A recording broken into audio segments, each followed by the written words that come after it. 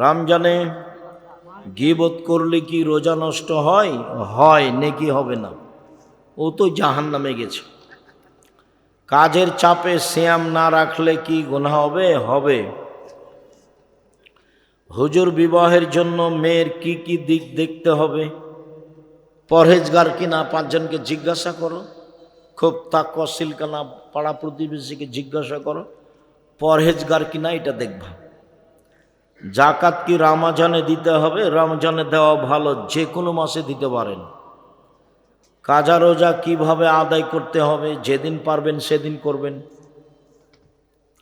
রমজানে কোরআন খতম করার ফজিলত কি?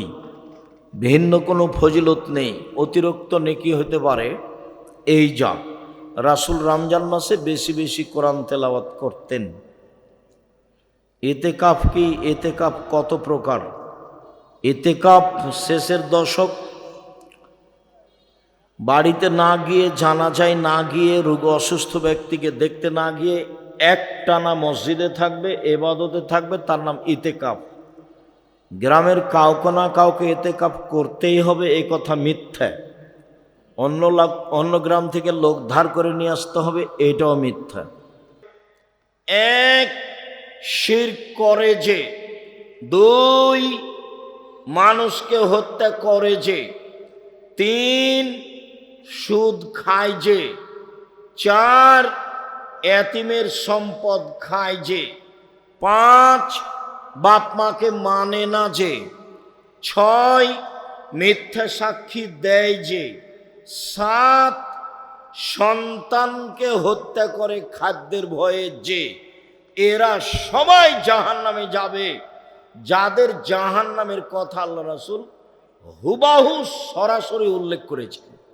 সম্মানিত দিনী ভাই বোন, পাপের জগতে যেগুলো সবচেয়ে বড় পাপ সিরিয়াল রয়েছে, তার একটি বড় পাপ হলো সুদ। উল্লেখ্য যে সুদের জন্য যে ভাষা আল্লাহর নবী উল্লেখ করেছেন, পৃথিবীর কোনো পাপের জন্য আল্লাহ ওইরকম ভাষা উল্লেখ করেননি। পাপ তার চেয়ে বড় আছে, কিন্তু ভাষা এমন নয়। রাসূল সাল্লাল্লাহু আলাইহি সাল্লাম বলছেন, মাই ইয়াকুলু দিরহাম রিবা ওয়া ইয়ালাম আসাদ্দু মিন সিত্তাতি ওয়া সালাসিনা জিনিয়া। কেউ যদি জেনে শুনে 1 টাকা সুদ খায়, 36 বার জেনা করে যত পাপ হবে, 1 টাকা সুদ খেলে তার চেয়ে বেশি পাপ হবে। এই ছেলে এটা বাদাম নিয়ে ভিতরে যাচ্ছে কেন?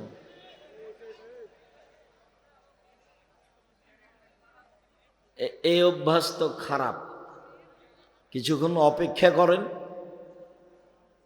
আমি তো গত রাত্রেও প্রোগ্রামে ছিলাম, আজকেও এসেছি, বাসায় যাব, সকালে তো ক্লাস আছে, আবার পরের রাত্রে প্রোগ্রাম আছে।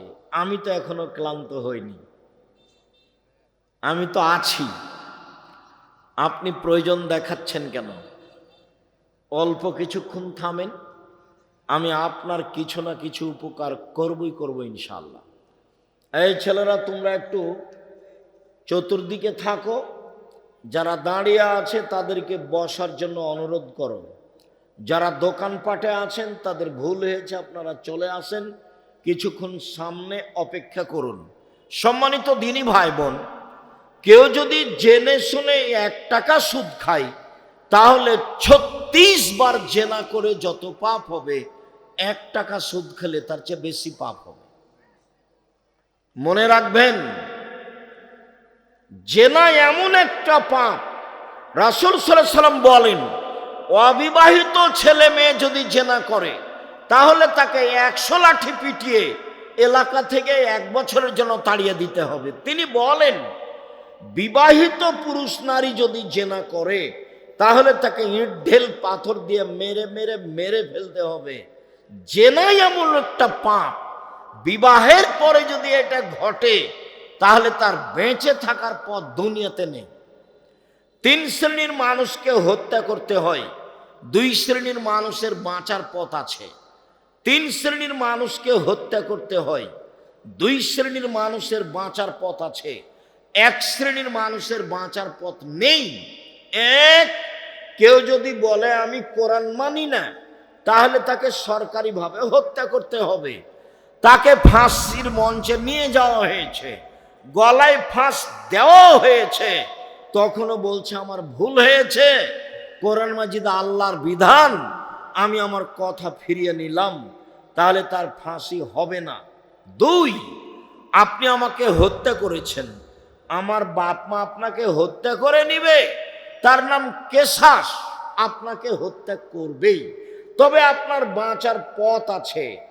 আপনাকে ফাঁসির মঞ্চে নিয়ে যাওয়া হয়েছে, ফাঁস গলায় দেওয়াও হয়েছে, এই সময়তে আমার বাপ মা চিৎকার করে জানাচ্ছে দায়িত্বশীলদের যে আমরা কেসাস নিব না, মাফ করে দিলাম, আমরা কেসাস নিব না, মাফ করে দিলাম, তাহলে আপনাকে ফাঁসির মঞ্চ থেকে নামিয়ে নেওয়া হবে, আপনার ফাঁসি হবে না।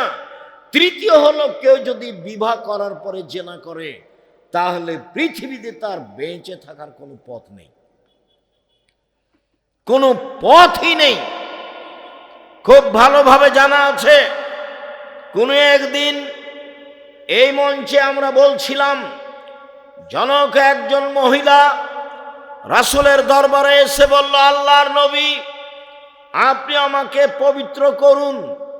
আল্লাহর নবী বললেন, তুমি বাড়ি ফিরে যাও, তওবা করো, তোমার পাপ ক্ষমা হয়ে যাবে।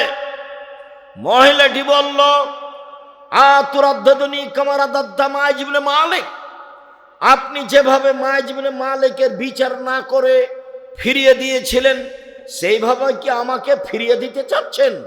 অন্না হবলা মিনা জেনা, আমার পেটে অবৈধ সন্তান রয়েছে, দয়া করে বিচার করে দেন। আল্লাহর নবী বলেন, আচ্ছা ঠিক আছে, ইরজাই হাত্তা তালে দি, বাড়ি চলে যাও, যেদিন সন্তান প্রসব হবে সেদিন এসো, বিচার করে দিব। মহিলা চলে গেল, সন্তান প্রসব হয়েছে, মুসলিম গ্রন্থে এসেছে, সেই সবেমাত্র জন্ম সন্তানকে নেকড়ায় জড়িয়ে নিয়ে রাসূলের দরবারে এসে বলছে, আল্লাহর নবী এই যে সন্তান প্রসব হয়েছে, বিচার করে দেন।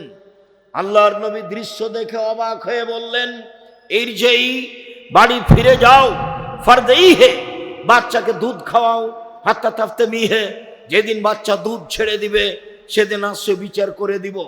মহিলা বাচ্চা নিয়ে বাড়ি চলে গেল, বাচ্চাকে দুধ খাওয়ালো।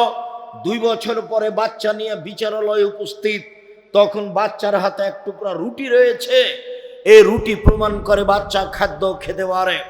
আল্লাহর নবী বাচ্চাটাকে একজন মানুষের হাতে সমর্পণ করলেন, যাও তুমি এই বাচ্চাটা লালন পালন করো। তিনি বললেন, সঙ্গী সাথী এই যাবো বেহা, তোমরা একে মাঠে নিয়ে যাও, ওয়াহফিরুল্লাহ আলা সাদরিহা, তার জন্য বুক পর্যন্ত একটা গর্ত খোঁড়ো, সুম্মার জেমুহা, গর্ত খুঁড়ে বুক পর্যন্ত মাটিতে পুঁতে দিয়ে চতুর্দিক থেকে ইট ঢেল পাথর মেরে তাকে দুনিয়া থেকে বিদায় করো। সাহাবীগণ বলেন, আমরা তাকে মাঠে নিয়ে গেলাম, গর্ত খুঁড়ে বুক পর্যন্ত মাটিতে পুঁতে দিলাম, চতুর্দিক থেকে ঢেল পাথর মারতে লাগলাম। খালিদ বিন ওয়ালিদ বলেন, আমি একটা পাথর তার মুখের উপরে মারলাম, পাথর মুখে লেগে মুখ ফেটে রক্ত ছিটে খালিদের গায়ে লাগলো। ফাসবাহা, খালিদ গালি দিয়ে বসলেন। খালিদ আল্লাহ নবী বললেন, মাহলে খালিদ, খালিদ থামো, তুমি একে গালি দিও না।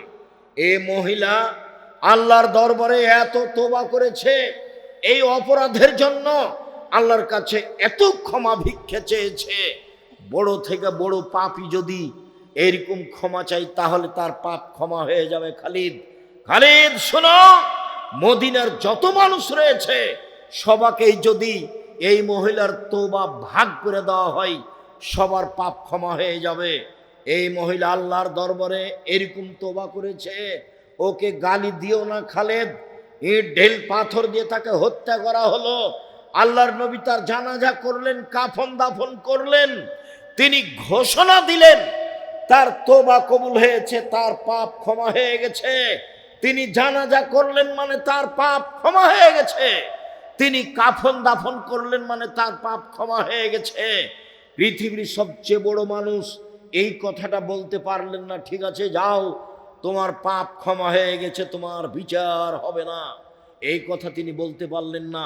মুহাম্মদ সাল্লাল্লাহু আলাইহি সাল্লাম শরীয়তের কাছে নিজেই জিম্মি, মানে বলতে চেয়েছে আপনাকে বিবাহ করার পরে কেউ যদি জেনায় লিপ্ত হয় তাহলে তার পৃথিবীতে বেঁচে থাকার কোনো সুযোগ নেই। শুনুন, সুদের পাপকে আল্লাহ রাসূল বলছেন কেউ যদি জেনে শুনে 1 টাকা সুদ খায় 36 বার জেনা করে যত পাপ হবে 1 টাকা সুদ খেলে তার চেয়ে বেশি পাপ হবে।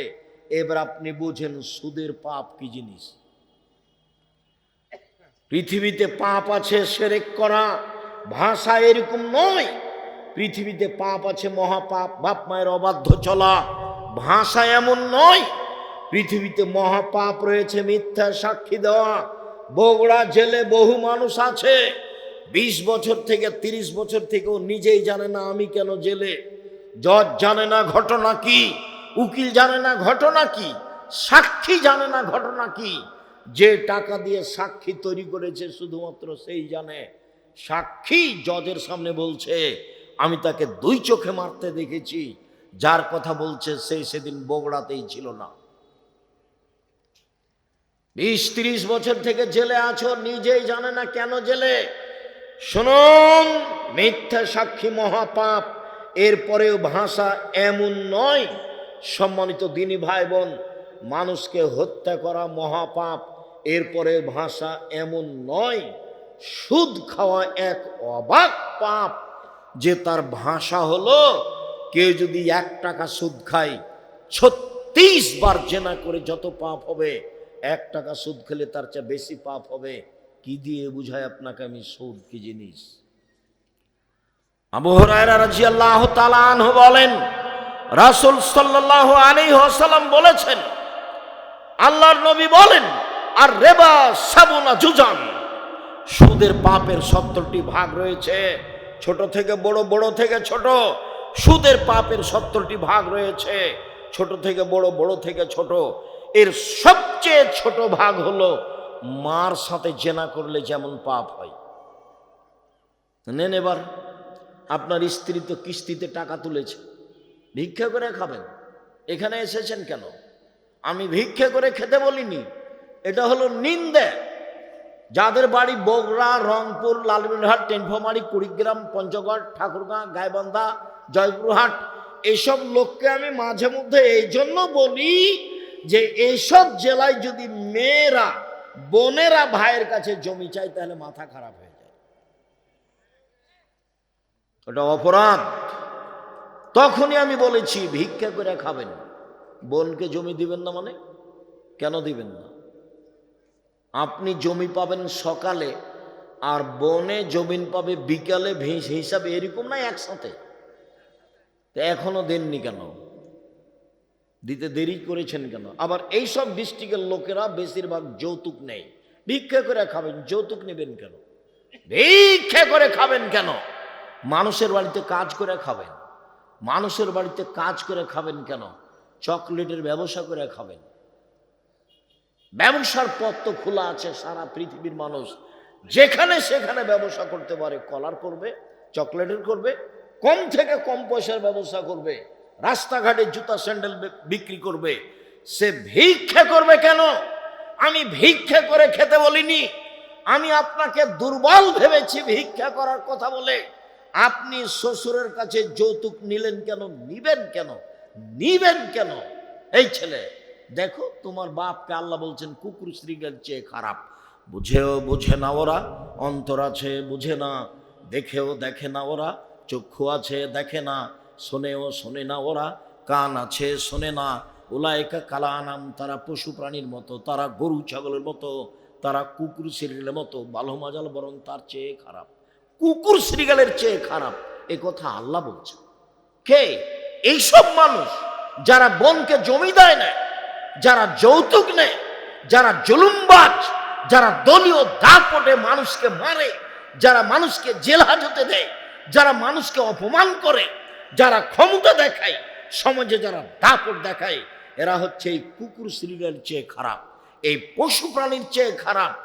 আমি এই ভাষা বলিনি, আমি বলেছি ইতর শ্রেণীর মানুষ সমাজের দায়িত্ব পালন করবে, ইতর শ্রেণীর মানুষ। আমি এই ভাষা বলেছি। আর হাদিসের ভাষা হলো লোকা ইবনে লোকা, অধমের সন্তান অধম। আর বগুড়া জয়পুরহাটে এই ভাষা হলো যেদিন সমাজের দায়িত্ব পালন করবে বেন্যার বাচ্চা বেন্যা। আর চাঁপাইনবাবগঞ্জ রাজশাহীতে এই ভাষা হলো যেদিন সমাজের দায়িত্ব পালন করবে ছোট লোকের বাচ্চা ছোট লোক। আর যদি ঢাকায় যান তাহলে সে ভাষা আমি নকল করতে পারি না।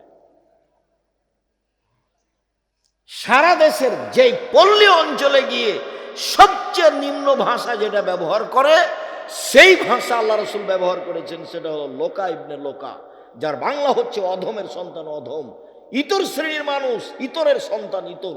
যেদিন সমাজের দায়িত্ব পালন করবে সেদিন কিয়ামত হবে।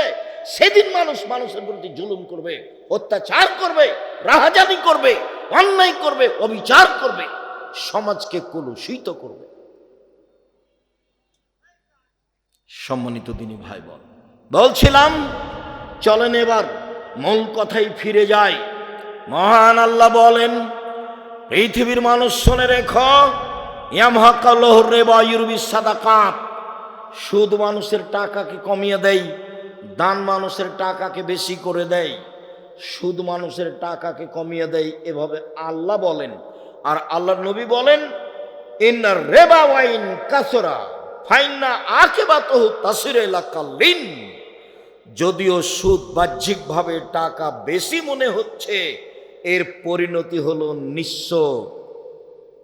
শুনুন, আল্লাহ বলছেন সুদ খেলে টাকা কমে যাবে, নবী বলছেন সুদ খেলেও নিঃস্ব হবে। আমি বলছি দুইটার সমন্বয়ে, সুদ খেলে তাকে ভিক্ষা করে খেতে হবে, বাড়ি গাড়িও থাকবে না। দেখবেন আপনাদের গ্রাম থেকে কত যারা কিস্তিতে টাকা উঠাতো তাদের বাড়িও নেই। সুদ খেলে টাকা কমবে কিভাবে? সুদ খেলে কিছু লোকের কাছে টাকা চলে যাবে, বাকি লোক নিঃস্ব হয়ে যাবে। পৃথিবীতে যখন সুদ চালু হবে, পৃথিবীর কয়েকটা বড় দেশে টাকা চলে যাবে, বাকি দেশগুলি দেউলিয়া হয়ে যাবে। কেন হবে? যেই ভাষাটা আমি বলছি সেটা আমি শুনেছিলাম আব্দুল্লাহর বক্তব্যে। এর আগে আমি ওইভাবে জিনিসটা স্পষ্ট হতে পারিনি। শুনুন, আপনাকে আমি দেখাচ্ছি কেন মানুষ নিঃস্ব হবে, হওয়ার কারণ কি, কেন মানুষের টাকা কমে যাবে, কেন আল্লাহ এভাবে বললেন, কেন নবী এভাবে বললেন। শোনেন, মুদ্রার জন্ম হয়েছে বিনিময় ব্যবহার হওয়ার জন্য। বিনিময়, টাকার জন্ম বিনিময় ব্যবহারের জন্য। বিনিময় কি? আমি একটা বোতল নিয়েছি পানির, 10 টাকা দিয়েছি বিনিময়ে, এই যে তার জন্ম হয়েছে বিনিময় ব্যবহারের জন্য। আমি 10 কেজি চাউল কিনেছি, বিনিময়ে ডলার দিয়েছি, এই যে ডলারের জন্ম হয়েছে বিনিময় ব্যবহারের জন্য। আমি 1 কাপ চা নিয়েছি, আমি বিনিময়ে দিয়েছি রিয়াল টাকা, এই যে মুদ্রা বিনিময় ব্যবহারের জন্য জন্ম হয়েছে। যখন বিনিময়ে ব্যবহার না করে টাকা দিয়ে টাকা নিবে, তখন টাকার উপরে জুলুম করা হবে। ডলার দিয়ে ডলার বেশি নিবে, তখন তার উপরে জুলুম করা হবে। যখন তার উপরে জুলুম করা হবে, তখন সে আর মানুষের কাছে থাকতে পারবে না, অপমান হয়ে চলে যাবে। আমার বাম দিকে যিনি বসে আছেন তাকে সম্মানী মানুষ মনে করে এখানে বসানো হয়েছে। এখন নিয়ে এসে যদি সামনে মাটির নিচে বসানো হয়, তাহলে তো উনি মনে করবেন যে আমাকে অপমান করা হলো, তাহলে তো উনি তাড়াহুড়া করে এখান থেকে যাওয়ার চেষ্টা করবেন। কেন? উনি বুঝবেন যে আমাকে সম্মান করা হয়নি। আপনাকে যদি নিয়ে এসে অন্য জায়গাতে বসানো হয় যেখানে দুর্গন্ধ, তখন আপনি মনে করবেন যে আমাকে অপমান করা হয়েছে, তখন কি আপনি থাকতে পারবেন? তখন আপনি চলে যাবেন। টাকা যখন বুঝতে পারবে যে আমাকে অপমান করা হচ্ছে, তখন টাকা সেখানে থাকবে না। সুদ মানে তাকে অপমান করা হয়েছে, যেই জন্য টাকার জন্ম, সেইভাবে তাকে রাখা হয়নি। এই জন্য মানুষ নিঃস্ব হবে, এই জন্য মানুষ ভিক্ষুক হবে, এই জন্য মানুষের সুদ খেলে টাকা কমে যাবে। তাকে একদিন না একদিন ভিক্ষুক হতেই হবে, আজ হোক আর কাল হোক। বিনিময় তো জাহান্নাম আছেই। রাসূল সাল্লাল্লাহু আলাইহি ওয়াসাল্লাম বলেন, লানা রাসূলুল্লাহ সাল্লাল্লাহু আলাইহি সাল্লাম আকেল রেবা মুকেলাহু, যে সুদ খায় তার উপরে অভিশাপ, যে সুদ দেয় তার উপরে অভিশাপ, যে সুদের সাক্ষী থাকে তার উপরে অভিশাপ, যে সুদের অঙ্ক কষে তার উপরে অভিশাপ। এরপরে বললেন আল্লাহ নবী, যে পরচুলা ব্যবহার করে তার উপরে অভিশাপ, যে গায়ে উল্কি করে তার উপরে অভিশাপ, যে আপনার ভুরু তুলে চিকন করে তার উপরে অভিশাপ, যে আপনার দাঁত ছিলে চিকন করে তার উপরে অভিশাপ, যে জুতা স্যান্ডেল উঁচু পায়ে দিয়ে নিচেকে লম্বা মেয়ে দেখায় তার উপরে অভিশাপ, যে ব্রেসিয়ার ব্যবহার করে নিজেকে কম বয়সের দেখায় তার উপরে অভিশাপ। সিরিয়াল রাসূল সাল্লাল্লাহু আলাইহি সাল্লাম এইভাবে অভিশাপ করতে লাগলেন। তিনি বললেন, লানাল্লাহুল মুতাশাব্বিহিনা মিনার রিজালি বিন নিসায়ে, ওই সব পুরুষের উপরে অভিশাপ যারা মহিলাদের পোশাক পরে, মহিলাদের বেশ ধারণ করে, ওই সব নারীর উপরে পুরুষের বেশ ধারণ করে, পুরুষের জুতা স্যান্ডেল পরে, পুরুষের শার্ট প্যান্ট পরে, পুরুষের কাপড় পরে, ওদের উপরে অভিশাপ। সম্মানিত দিনী ভাই বোন, রাসূল সাল্লাল্লাহু আলাইহি ওয়াসাল্লাম বললেন বেলাল রাদিয়াল্লাহু তাআলা আনহুকে, বেলাল তুমি যে খাইবার থেকে এসেছো বার্নি খেজুর নিয়ে, তো এই খাইবারের কি সবই খেজুর এরকম? তখন বেলাল রাদিয়াল্লাহু তাআলা আনহু বললেন, জি না আল্লাহর নবী, খাইবারের সব খেজুর এইরূপ নয়। ইন্দানা তামারুন রাদিউন, আমাদের কাছে ছিল কীট খেজুর, সাধারণ দুর্বল কম দামের খেজুর। বেনা সাইন বে সাইন, 2 সা দিয়ে 1 সা কিনেছি। দুর্বল খেজুর 2 সা দিয়েছি, 5 কেজি দিয়েছি, আর 2.5 কেজি নিয়েছি ভালোটা। তখন আল্লাহ রসুল বলছেন, ওহ আইনুর রেবা, ওহ এটাই তো প্রকৃত সুদ, ওহ আইনুর রেবা, এটাই তো প্রকৃত সুদ। যেটাই হুবাহু বেশি আসে সেটাই প্রকৃত সুদ। সম্মানিত দিনী ভাই বোন, সুদ মহাপাপ। রাসূল সাল্লাল্লাহু আলাইহি সাল্লাম বলেন, লা ইয়াদখুলুল জান্নাতা লাহাবুন নাবাতা মিনাস সুহতে, অবৈধভাবে যাদের শরীর বাড়ে তারা জাহান্নামে যাবে। কুল্লু লাহমিন নাবাতা মিনাস সুহতে কানাতিন নারু আওলা বিহি, যেই ছেলে মেয়ের শরীর, ব্যক্তির শরীর সুদের টাকায় বাড়ে, ওর জন্য জাহান্নাম যথেষ্ট। আবু সাঈদ খুদরি রাদিয়াল্লাহু তাআলা আনহু বলেন, রাসূল সাল্লাল্লাহু আলাইহি সাল্লাম বলেছেন, লা ইয়াদখুলুল জান্নাতা জাসাদুন গুযিয়া বিল হারাম, ওই শরীর জান্নাতে যাবে না যেই শরীর হারাম উপায়ে বাড়ে। আর হারামের যত পথ রয়েছে, হারামের যত পথ পন্থা রয়েছে উপার্জনের, সবচেয়ে ন্যাক্কারজনক, নোংরা, ঘৃণিত পথ হচ্ছে সুদ। সুদ দিয়ে টাকার উপরে জুলুম করা হয়। সুদ খেলে মানুষ ভিক্ষুক হয়, সুদ খেলে মানুষ নিঃস্ব হয়, সুদ খেলে সমাজের টাকা 2-1 জনের কাছে চলে যায়, সমাজ নিঃস্ব হয়ে যায়। মানুষকে ভিক্ষুক বানানোর সবচেয়ে বড় মাধ্যম হলো সুদ। সম্মানিত দিনী ভাই বোন, যার কারণে রাসূল সাল্লাল্লাহু আলাইহি সাল্লাম বলেন, পৃথিবীর মানুষ শুনে রেখো, খাওলা রাদিয়াল্লাহু তাআলা আনহা বলেন, ইন্না হাযাল মাল হুলওয়াতুন খাজিরা, এই সম্পদ হচ্ছে মিঠা বস্তু, যে তাকে বৈধভাবে খায় তার জন্য বরকতের বিষয়, যে তাকে বৈধভাবে উপার্জন করে না তার জন্য জাহান্নাম রয়েছে। সুদের ফলাফল জাহান্নাম। আল্লাহর নবী বললেন, পৃথিবীর মানুষ শোনো, তোমরা নিঃস্ব গরিব হয়ে যাওয়া এই ভয় আমি করি না, আমি মুহাম্মদ সাল্লাল্লাহু আলাইহি সাল্লাম ভয় করি। তোমরা পয়সা উপার্জনের প্রতিযোগিতায় নেমে যাওয়া, যেমন ভাবে পূর্বের লোক নেমেছিল, চিন্তা ভাবনা ছাড়াই অপ্রয়োজনীয়ভাবে অবৈধভাবে পয়সা উপার্জন করবে, তোমাদেরকে পয়সা ধ্বংস করে দিবে, যেমন ভাবে পূর্বের মানুষকে ধ্বংস করেছে। একবার আল্লাহ রাসূল বলছেন, বসে তাত আলাইকুমুদ দুনিয়া কামা বসে তাতমান কানা কাবলাকুম, পৃথিবী তোমাদেরকে এইভাবে তুলে ধরা হবে। দেখো টাকার টাকা, কত কলা কৌশল, কত নিয়ম, কত ইন্স্যুরেন্স, কত কত পন্থা টাকা উপার্জনের। তোমরা এসব টাকা উপার্জনে নেমে যাবা, তখন এই টাকা এই দুনিয়া তোমাদেরকে ধ্বংস করে দিবে। এ আশঙ্কা এ ভয় আমি করি। সম্মানিত দিনী ভাই বোন, সাবধান থাকবেন। রাসূল সাল্লাল্লাহু আলাইহি ওয়াসাল্লাম বলেছেন, অবৈধ পয়সা আল্লাহ কবুল করেন না। কেউ যদি অবৈধ পয়সা আল্লাহর পথে দেয়, তারপরে যদি হাত তুলে দোয়া করে, কান্নাকাটি করে, তার ইবাদত কবুল হবে না। এই জন্য যার তার খাদ্য অবৈধ আছে, তার পোশাক অবৈধ আছে, তার পানি অবৈধ আছে, তার জীবিকা নির্বাহ অবৈধ। মর্মে আমি সকল দিনী ভাই বোনকে সুদের মতো হারাপ পথ পন্থা থেকে বেঁচে থাকার জন্য আন্তরিকভাবে অনুরোধ জানাচ্ছি। দিন রাত বলে আসছি, 4টা কাজ করবেন। 1, 5 ওয়াক্ত সালাত। 2, হালাল রুজি।